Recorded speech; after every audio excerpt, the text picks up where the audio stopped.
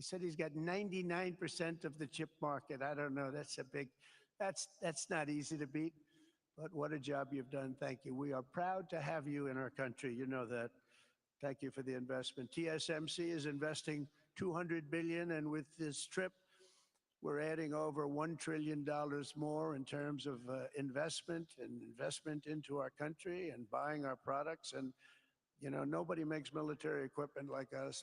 We have the best military equipment, the best missiles, the best rockets, the best everything, best submarines, by the way, most lethal weapon in the world.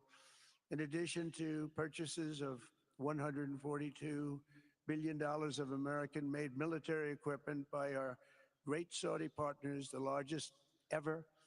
This week, there are multi-billion-dollar commercial deals with Amazon, Oracle, AMD. They're all here. Uber, Qualcomm, Johnson & Johnson, and many, many more.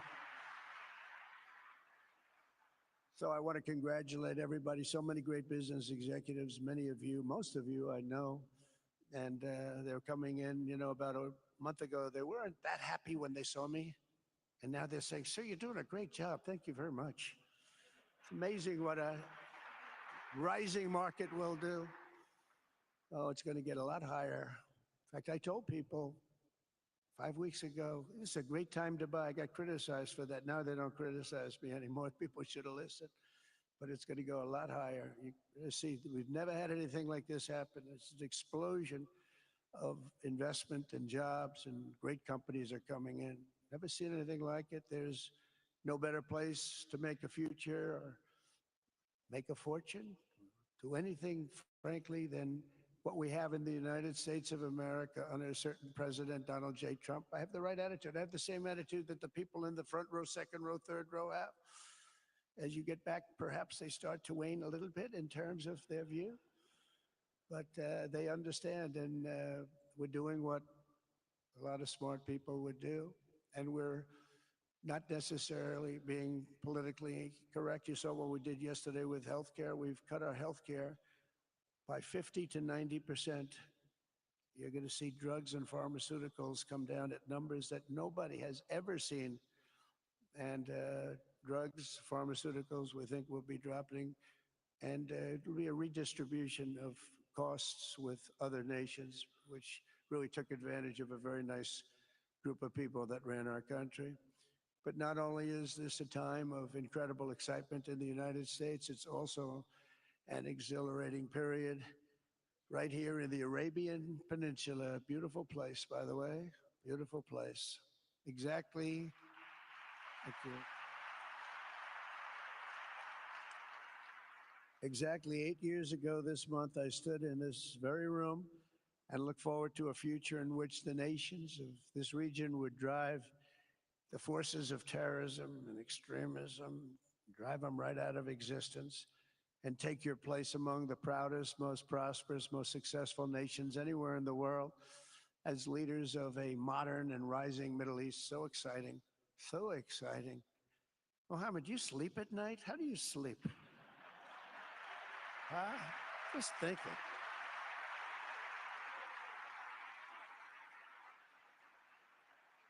What a job. He tosses and turns like some of us, tosses and turns all night. How do I make it even better all night? It's the ones that don't toss and turn. They're the ones that will never take you to the promised land, won't they? But you have done some job. True. But critics doubted that it was possible what you've done. But over the past 8 years, Saudi Arabia has proved the critics totally wrong. The transformation that has occurred even by these incredible business leaders. I mean, you had the biggest leaders in business anywhere in the world standing right before us. But the transformation that has occurred under the leadership of King Salman and Crown Prince Mohammed has been truly extraordinary. Such a thing has, I don't think, ever happened before. I've never seen anything at that scale happen before. And I guess, you know, maybe you could say the United States is doing pretty well too, you know, but I don't think too many people have seen that happen before. Majestic skyscrapers, the towers that I see, the difference between now and 8 years ago. And 8 years ago was very impressive. But the towers that I see rising, some of the exhibits that I was shown by Mohammed, if what I've seen there is just an amazing, it's amazing process, amazing genius of so many people, architecture. But I have a feeling I know where many of those ideas came from. Happens to be sitting right in this room right before me. But the towers and the all of the different, I've seen a lot of different towers. I didn't think there's any version of a tower that I haven't seen in one form or another. I just passed 4 exhibits. I have never seen anything like any of them. So it's going to be very exciting. And they sit among the ancient wonders of a growing and exciting city. It's really amazing. Riyadh is becoming not just a seat of government, but a major business, cultural, and high-tech capital of the entire world. The World Cup is here. Johnny, just stand up, Johnny. Johnny, thank you, Johnny.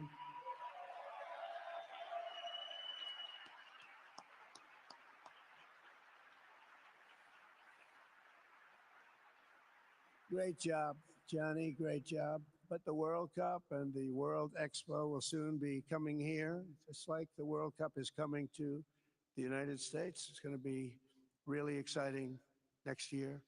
The engines of Formula One racing now roar through the streets of Jeddah in a historic milestone. Other industries recently surpassed oil. Think of it, all of your other industries now have surpassed oil. I don't know if a lot of people will understand what that means. It's so big to make up a majority of the Saudi economy for the very first time ever. So think of that. Other industries are now bigger even than oil, which is always going to be a big monster. It's a big one, but that's a great tribute to you and economic development properly used. In other cities throughout the peninsula, places like Dubai and Abu Dhabi, Doha, Muscat, the transformations have been unbelievably remarkable. Before our eyes, a new generation of leaders is transcending the ancient conflicts of tired divisions of the past and forging a future where the Middle East is defined by commerce, not chaos, where it exports technology, not terrorism, and where people of different nations, religions, and creeds are building cities together, not bombing each other out of existence. We don't want that.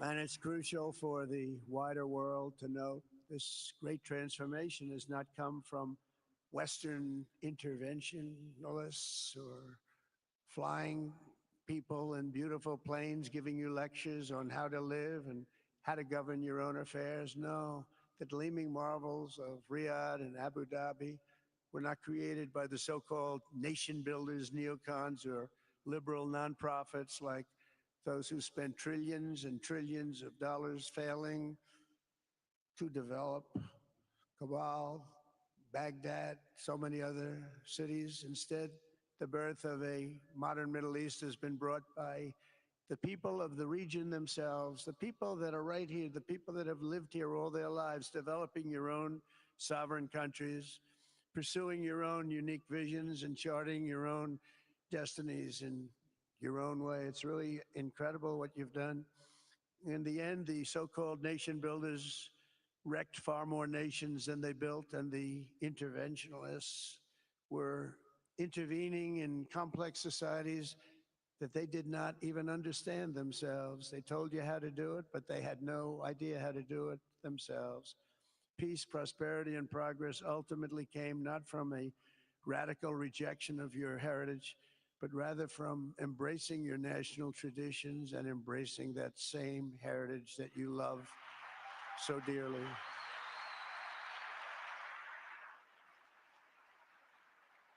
And it's something only you could do. You achieved a modern miracle, the Arabian way. That's a good way.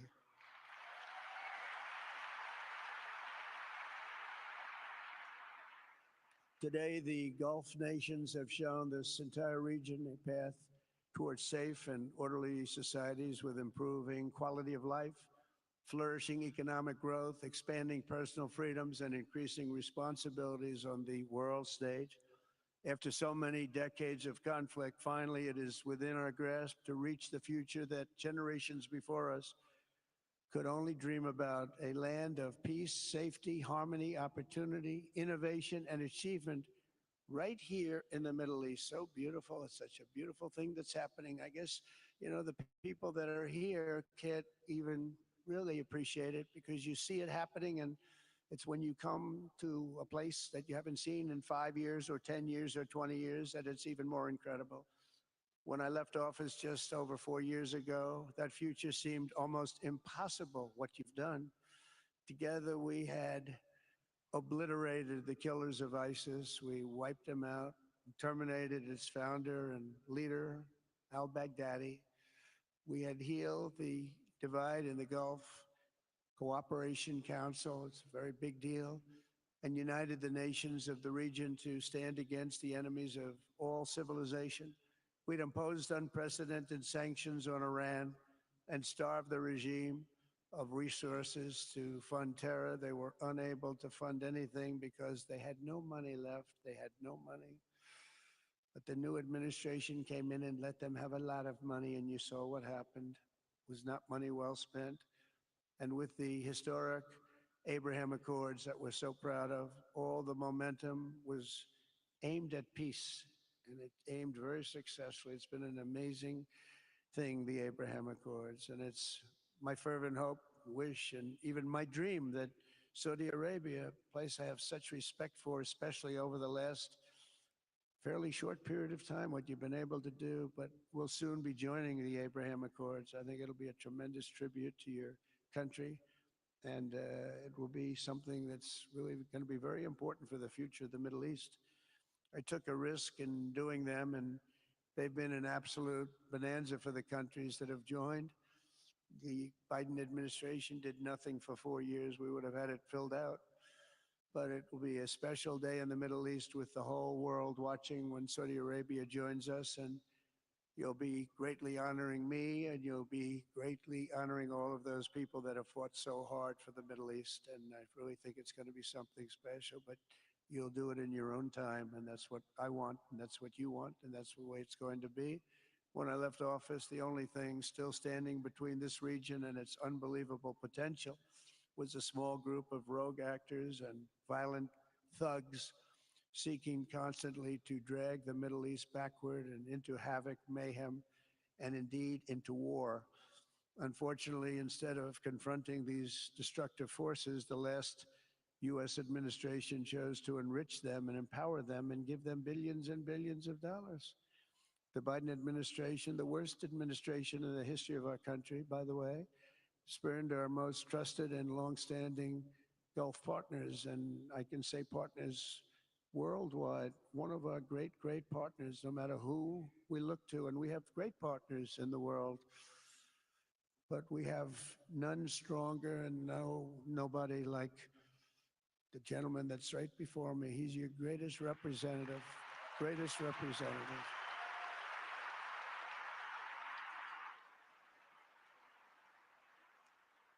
And if I didn't like him, I'd get out of here so fast.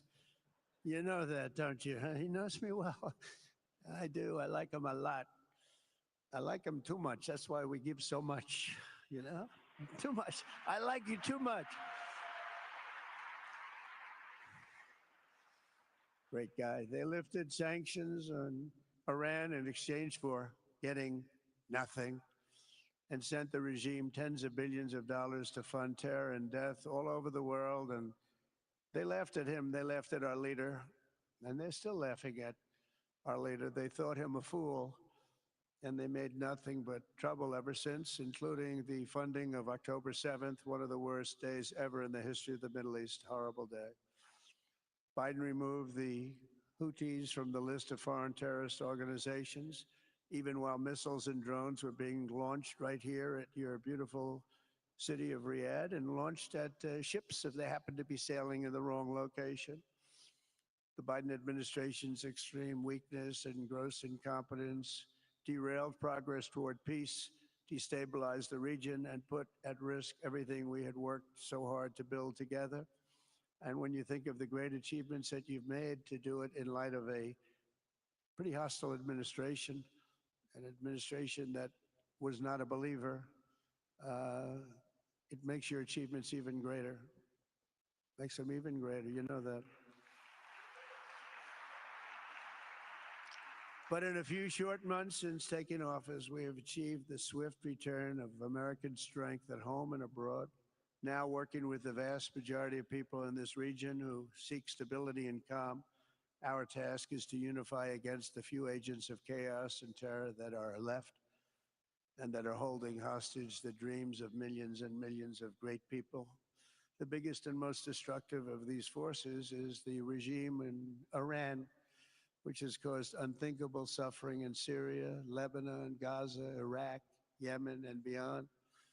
There could be no sharper contrast with the path you have pursued on the Arabian Peninsula than the disaster unfolding right across in the Gulf of Iran. Think of that. They wanted to name it that. I said, they're not going to let them do that. Do you mind if I stop that? I stopped it. We're not going to let that happen.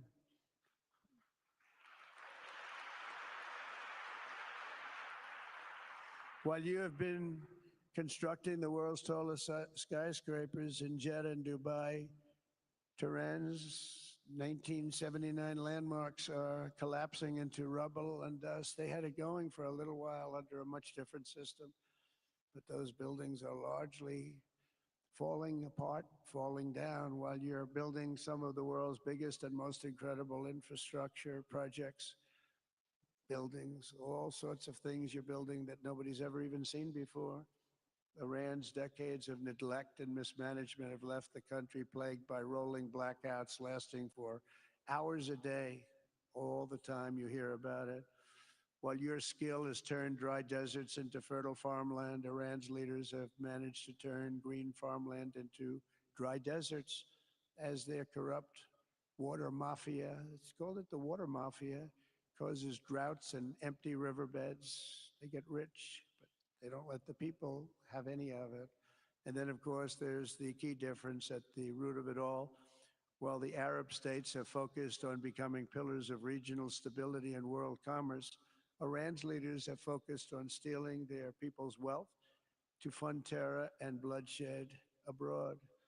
Most tragic of all, they have dragged down an entire region with them. Countless lives were lost in the Iranian effort to maintain a crumbling regime in Syria. Look at what happened with Syria. In Lebanon, their Hezbollah proxies have pillaged the hopes of a nation whose capital, Beirut, was once called the Paris of the Middle East. Can you imagine? All of this misery and so much more was entirely avoidable, absolutely avoidable. And Mohammed knew that. He knew that. Smart people knew that. If only the Iranian regime had focused on building their nation up instead of tearing the region down. Yet I'm here today not merely to condemn the past chaos of Iran's leaders, but to offer them a new path and a much better path toward a far better and more hopeful future. As I've shown repeatedly, I am willing to end past conflicts and forge new partnerships for a better and more stable world, even if our differences may be very profound, which obviously they are in the case of Iran. I have never believed in having permanent enemies. I am different than a lot of people think. I don't like permanent enemies, but sometimes you need enemies to do the job, and you have to do it right. Enemies get you motivated. In fact, some of the closest friends of the United States of America are nations we fought wars against in generations past, and now they're our friends and our allies. I want to make a deal with Iran. If I can make a deal with Iran, I'll be very happy if we're going to make your region and the world a safer place. But if Iran's leadership rejects this olive branch and continues to attack their neighbors, then we will have no choice but to inflict massive maximum pressure, drive Iranian oil exports to zero like I did before. You know that? they were a virtually bankrupt country because of what I did. They had no money for terror. They had no money for Hamas or Hezbollah, and take all action required to stop the regime from ever having a nuclear weapon. Iran will never have a nuclear weapon.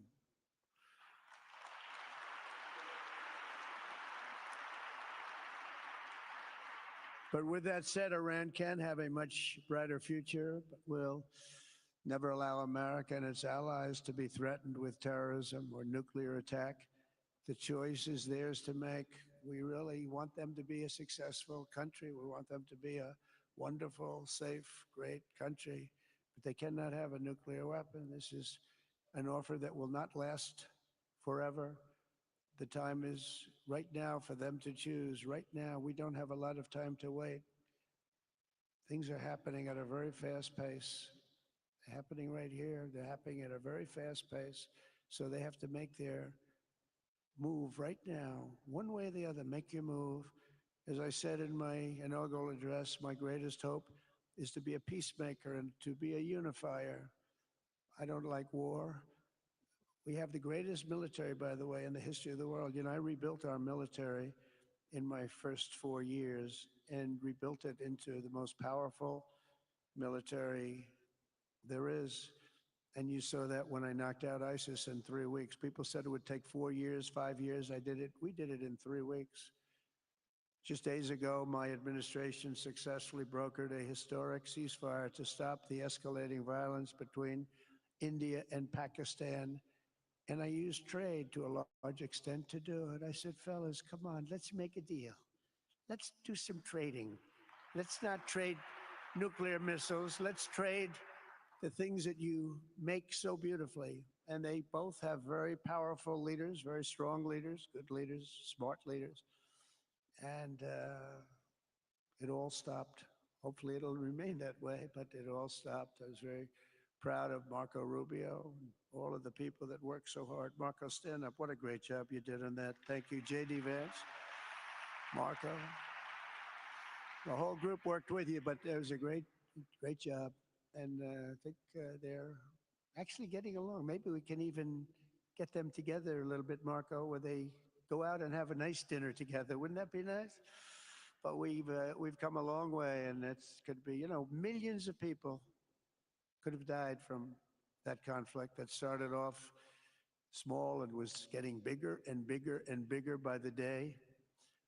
I've also been working relentlessly to end the terrible bloodshed between Russia and Ukraine, and very importantly, talks are being held in Turkey later this week, probably on Thursday, and they could produce some pretty good results.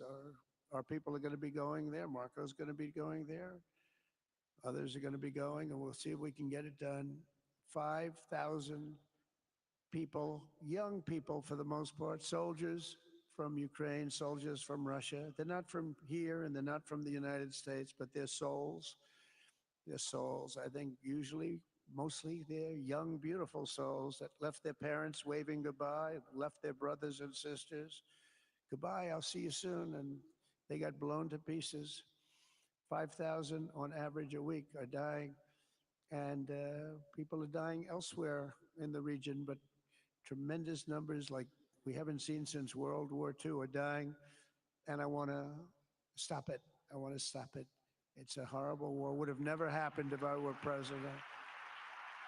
That's a war that would have never happened. October 7th would have never happened if I were president, because Iran had no money to pay Hamas or anybody else. They had no money. They were not looking to take care of them. They had to take care of themselves. They had no money.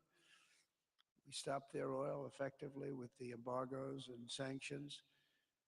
But let me take this opportunity to thank the Kingdom of Saudi Arabia for the constructive role that you've played in facilitating the Ukraine talks. And it really is, you've been amazing. You've made everything available to us. Thank you very much. Thank you. And if we get that settled, we'll pay a special tribute to what you've done. You really did lay a great groundwork. Thank you very much. Appreciate it. The West should not be dragging itself backward into another endless war in Europe, yet another endless war. We should stop the killing and work together to address the biggest long-term threats as one unbeatable team. Think of us as an unbeatable team. I mean, when you look at what you've done here, that's much more difficult than stopping stupidity. Think of it. It's stupidity. What you've done is much more difficult, and you did it better than anybody else has ever done it. As President of the United States,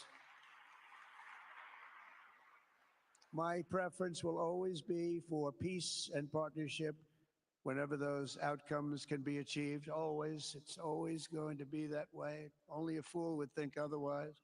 In recent years, far too many American presidents have been afflicted with the notion that it's our job to look into the souls of foreign leaders and use U.S. policy to dispense justice for their sins. They loved using our very powerful military, and now it's really the most powerful it's ever been. We just are getting a budget approved, $1 trillion, highest budget we've ever had in history for military, $1 trillion.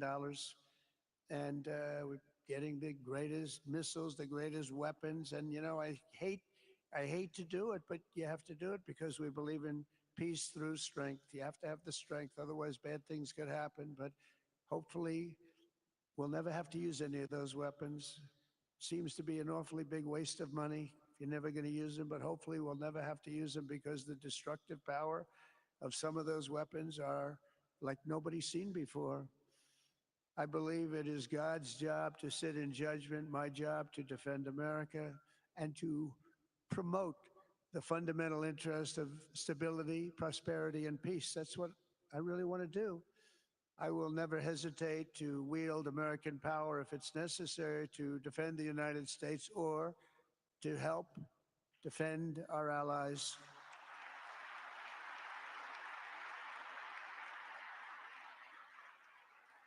And there will be no mercy for any foe who tries to do us or them harm. We will have no mercy. They understand that. That's why I've been pretty lucky. A lot of people think, you know, he's looking to fight. He's looking to fight, and things get settled. It's an amazing thing when they really think you mean it. But we do. We have the greatest military, the strongest military, stronger than any. Nobody's even close. We have the best weapons in the world, but we don't want to use them. If you threaten America or our partners, however, then you'll be faced with overwhelming strength and devastating force. We have things that you don't even know about, you don't hear about. And if you did, you'd say, wow. In recent weeks, following repeated attacks on American ships and freedom of navigation in the Red Sea, the United States military launched more than 1,100 strikes on the Houthis in Yemen. As a result, the Houthis agreed to stop.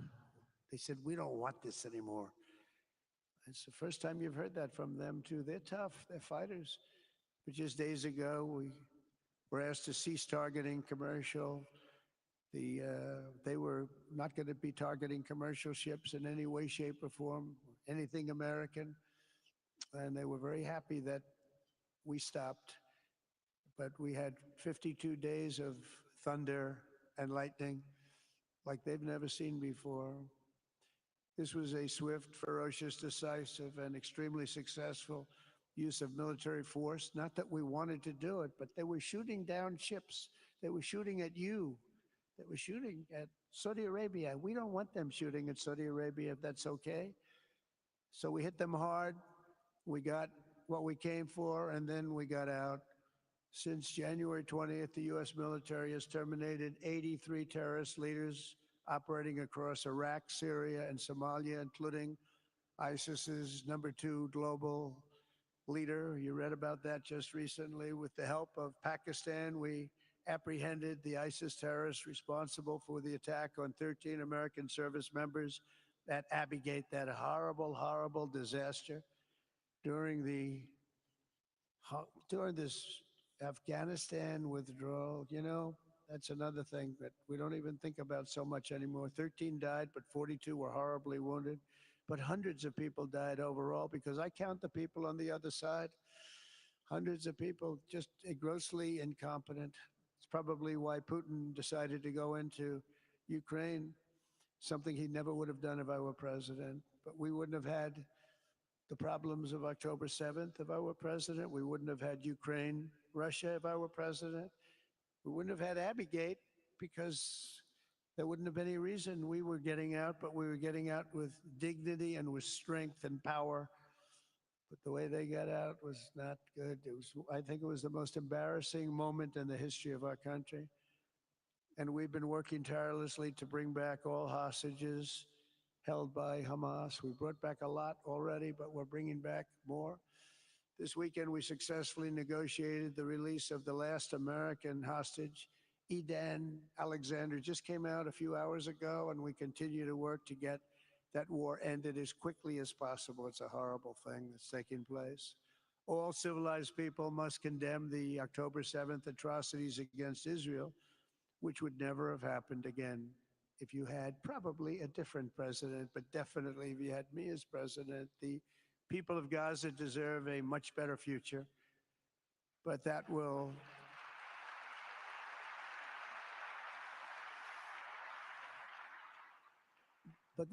or can not occur as long as their leaders choose to kidnap, torture, and target innocent men, women, and children for political ends. The way those people are treated in Gaza, there's not a place in the world where people are treated so badly. It's horrible.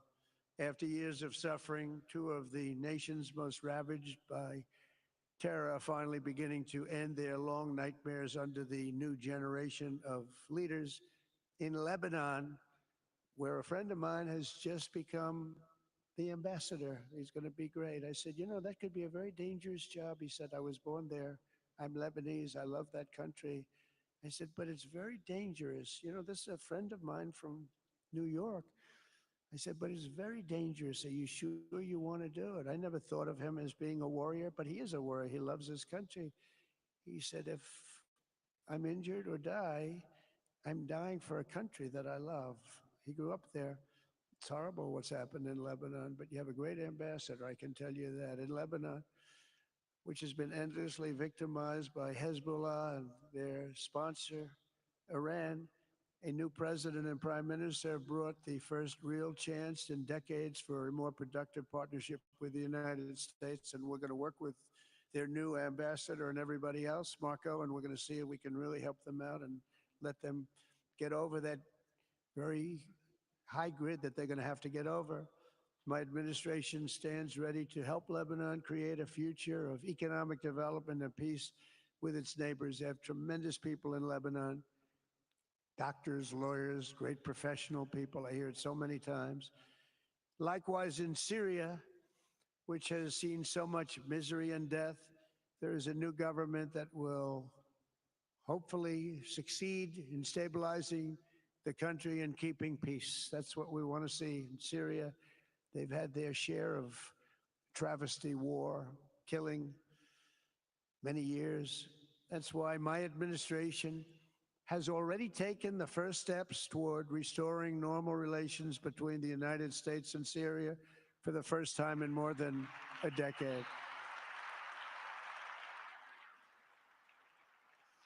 And I'm very pleased to announce that Secretary Marco Rubio will be meeting with the new Syrian foreign minister in Turkey later this week. And very importantly, after discussing the situation in Syria with the Crown Prince, your Crown Prince,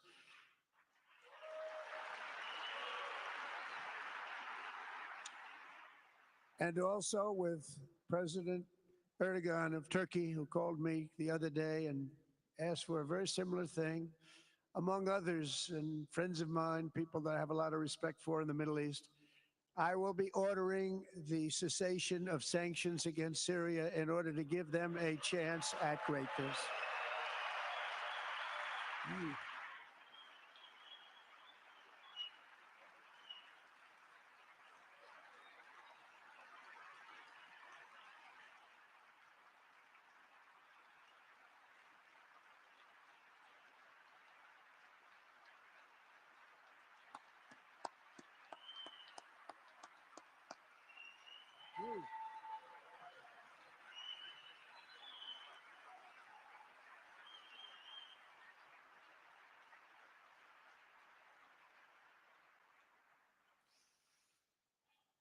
Oh, what I do for the Crown Prince. The sanctions were brutal and crippling and served as an important, really an important function, nevertheless, at the time. But now it's their time to shine. It's their time to shine. We're taking them all off, and they're going to have, I think they're going to have, based on the people and the spirit and everything else that I'm hearing about. So I say, good luck, Syria. Show us something very special like they've done, frankly, in Saudi Arabia. Okay, they're going to show us something special. Very good people. Everywhere we can, my administration is pursuing peaceful engagement, offering a strong and steady hand of friendship to all that will take it in good faith. Together, we have made unprecedented strides and tremendous progress, and we're still just at the dawn of the bright new day that awaits for the people of the Middle East, the great, great people of the Middle East. If the responsible nations of this region seize this moment, put aside your differences and focus on the interests that unite you, then all of humanity will soon be amazed at what they will see right here in this geographic center of the world. It really is. It's like a center of the world and the spiritual heart of its greatest faiths. For the first time in 1,000 years, the world will look at this region not as a place of turmoil and strife and war and death, but as a land of opportunity and hope, just like you've done right here, a cultural and commercial crossroads of the planet. Security and stability will lift millions into lives of safety and success, and the nations of this region will be free to realize your highest destinies, honor your proud histories, harness amazing new opportunities, and bring incredible glory to Almighty God. People will come from all over the globe to be inspired by the cities you build, the businesses you create, the technologies you invent, and the beauty, talent, and potential you unleash right in the hearts of your citizens. Each of you will be able to take tremendous pride in the legacy you will leave to your children, because you will have given them the ultimate blessings of prosperity and peace. So important. In the United States, we've launched the golden age of America. It's the golden age. We see it. You see it with all that money, trillions and trillions of dollars pouring in, hundreds of thousands of jobs coming in with it. And with the help of the people of the Middle East, the people in this room, partners throughout the region, the golden age of the Middle East can proceed right alongside of us. We will work together. We will be together. We will succeed together. We will win together. And we will always be friends.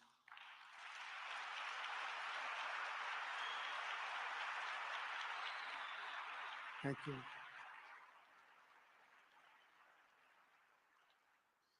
So, Mohammed, I want to thank you again very much for having me. And as a representative of what I think is the greatest nation in the world.